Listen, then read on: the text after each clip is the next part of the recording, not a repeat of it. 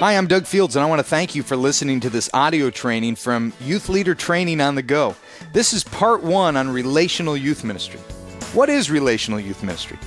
Relational Youth Ministry is a ministry that genuinely cares for students. A relational youth worker places a high value on students. The healthy youth ministries I've observed are all relational by design. The foundation of this health can be seen in caring adult leaders like you who go out of their way to express love to students. A youth ministry strategy becomes irrelevant if it isn't built on the foundation of love. Loving God first and loving students second. Students need a significant adult to love them and care for them. Unfortunately, students won't remember your incredible Bible studies and creative messages, but they will remember people who took the time to show them love.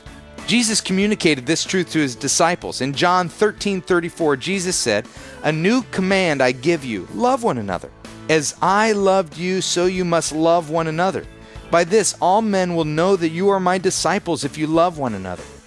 To be successful in youth ministry, you don't need to be a dynamic communicator, a great guitar player, know all the popular bands, or even dress in the latest fashions. To be successful in youth ministry, you must like students and be willing to spend time with them. That's relational youth ministry in a nutshell.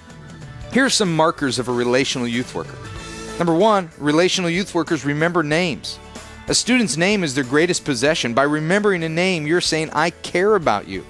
Yes, remembering names is hard work. I began youth ministry in 1979, and I continue to struggle with remembering names. I still write names on my hand and then transfer the names to a 3x5 card so I can review it throughout the week.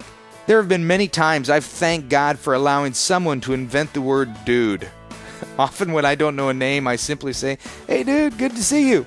Now, it works to pacify the moment, but it doesn't satisfy. Remembering a name communicates that somebody cares enough about me to remember me. A second sign of a relational youth worker is that relational youth workers go to the student's world. Going to their world is as simple as attending their sporting events, their plays, their performances, their assemblies, whatever. Why? To show them you care about them and the things that they're involved in. And these visits also add a new depth of interest to the relationship. When you go to their world, it communicates they are important. If you stop by their place of work just to say hi, you honor them. If you leave work a half hour early to catch the last quarter of their basketball game, you honor them. If you meet a student for lunch once a month, you honor them. If you show up at their house around dinner time for a free meal, well, you're strange. Okay, this concept of going to their world was modeled through the incarnation of Jesus Christ. God came to our world when He came in the flesh. God actually came to us. Some youth workers prefer to call what I've been describing as relational youth ministry, they call it incarnational youth ministry, because it models so well what God did through Jesus. Now, I realize this action could be guilt-producing because you're so busy and you have limited time. I know that, and I want you to know that I'm not telling you how often to go to their world. I'm just suggesting that you occasionally go. A relational youth worker goes to the student's world.